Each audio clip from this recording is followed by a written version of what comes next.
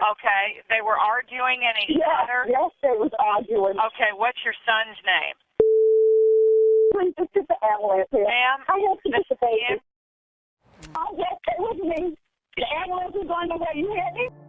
At 7:50 a.m., police received a frantic 911 call, a mother's voice shaking, a baby crying in the background. She said her son had just shot his girlfriend multiple times in their bedroom. But here's what made investigators stop. He didn't run. He got into his Bentley and drove straight to where everyone would recognize him. And when police arrived at that second location, he wasn't hiding. He was standing in a parking lot with a gun to his head, thanking the people who tried to stop him. What happened in those final hours wasn't just about one argument. It was about something that had been building for months and a timeline that doesn't quite add up. If this story pulls you in, go ahead and hit that like button now. It actually helps more people find cases like this. And here's what we're walking into. This isn't a story where everything gets explained neatly at the end, because investigators found details that completely changed how they understood what happened. And by the time you see them, you'll realize the warning signs weren't just missed. They were everywhere.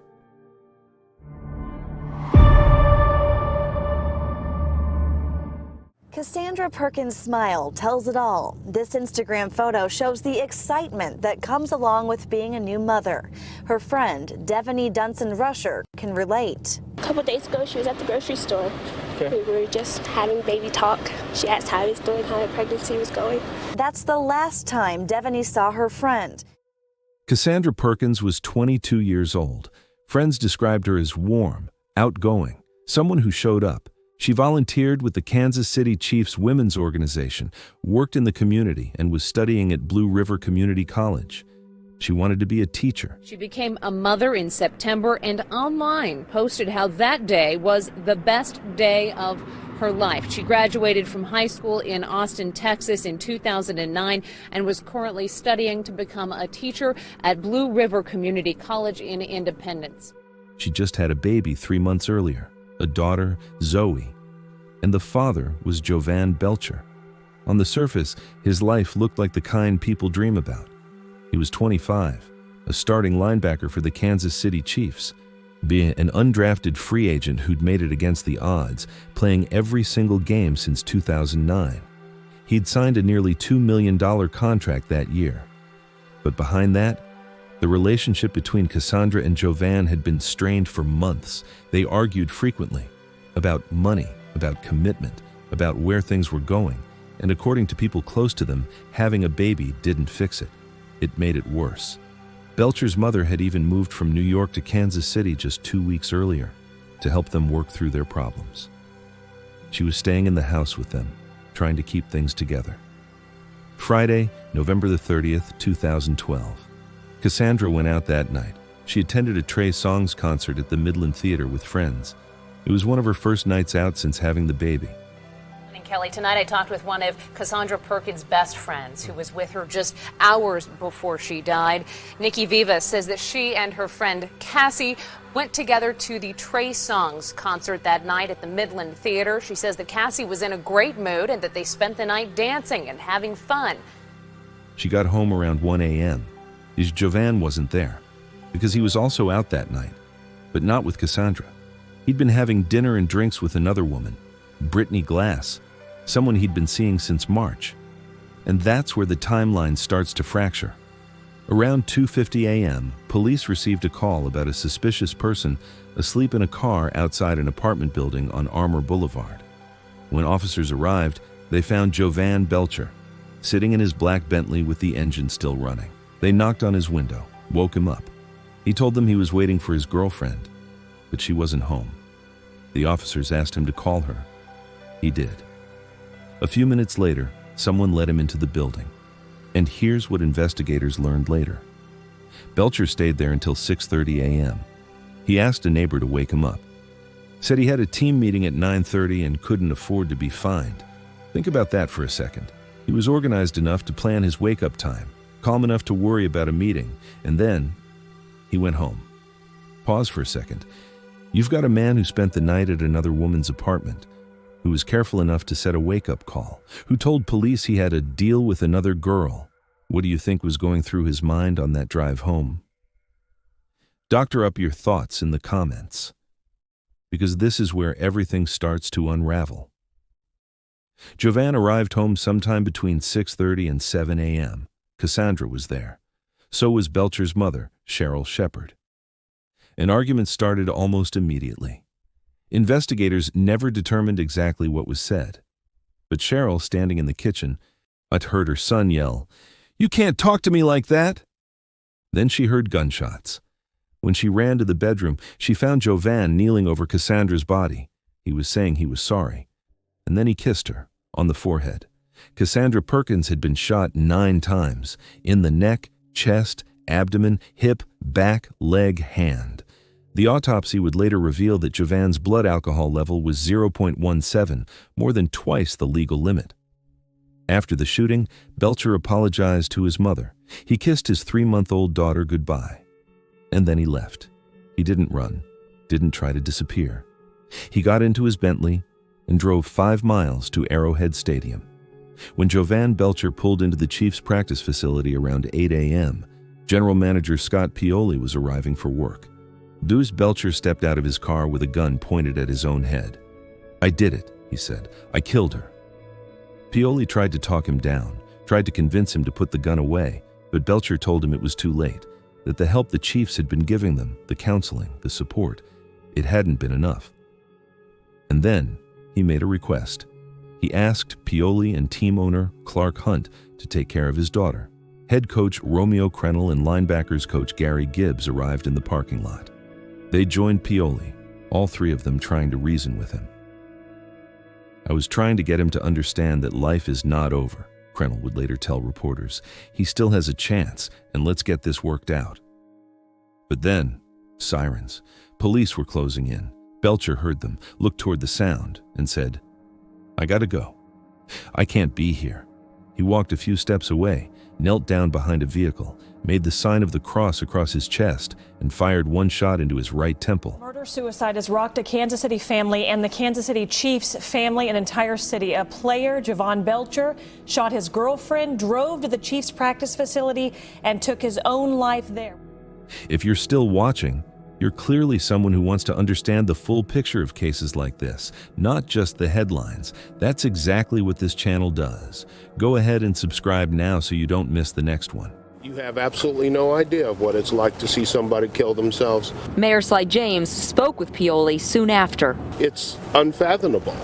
It's something that you would love to wash away from your mind, but you can't do it. As team and city officials struggle to move forward. This isn't something that we have in our response booklet, what to do when tragedies occurs. And its citizens try to understand what happened. I just hope people will look at the act and not try to judge the person. I mean, there's a lot of things that you don't know, that people don't. In the days after, police started piecing together details that painted a much more complicated picture. The handgun Jovan used to kill Kasandra was different from the one he used to take his own life. He owned multiple firearms, all legally purchased. The relationship between Kasandra and Jovan had been under strain for months. Financial pressure, constant arguments, an outside relationship that had been going on since March. And friends confirmed they fought frequently. But no one reported prior physical violence until investigators dug deeper. They found an incident from 2006.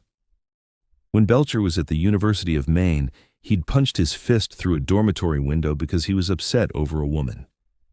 Campus police had responded to another incident in 2007 after raised voices were reported outside his dorm room during an argument with a girlfriend.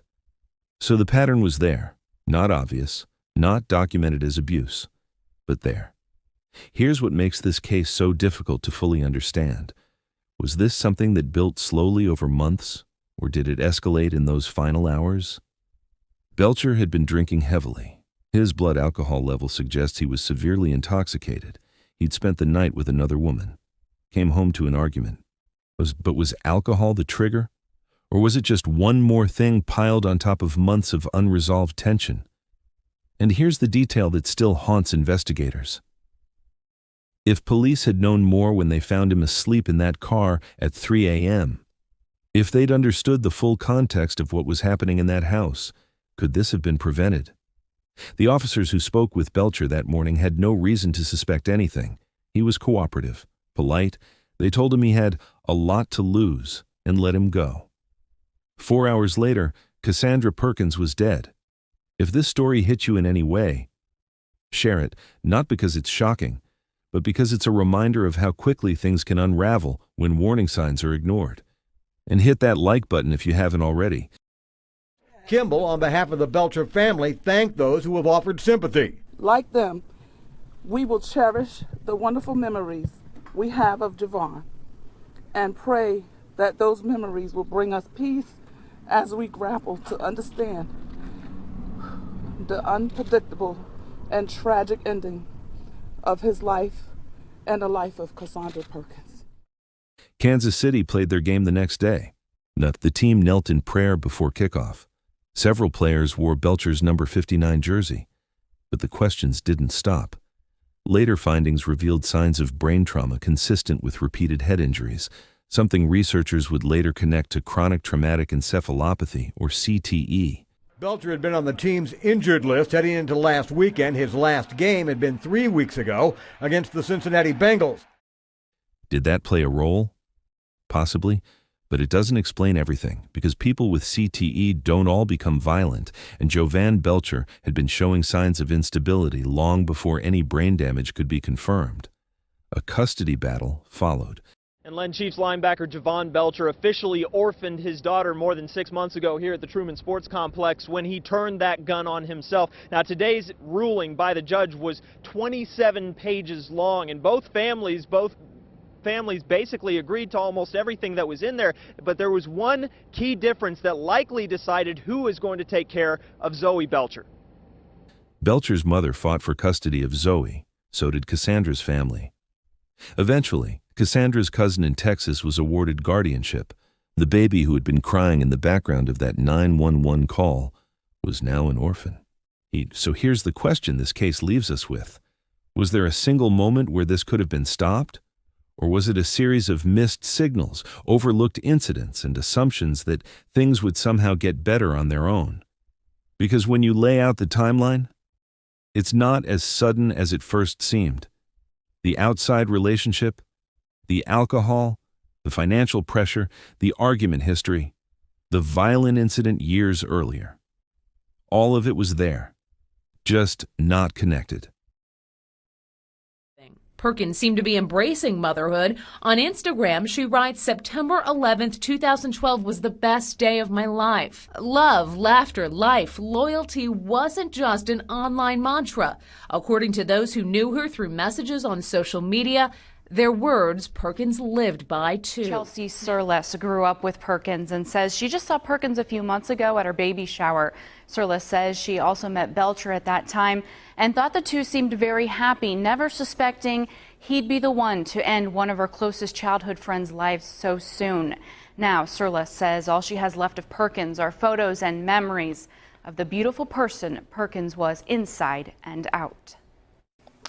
She was always happy when I was around her. She was goofy and just loving and just everything that's good about a person she was.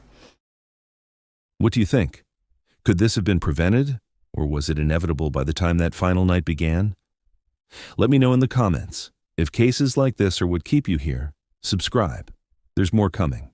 And if you made it this far, you're exactly the kind of person this channel is for. Thanks for watching.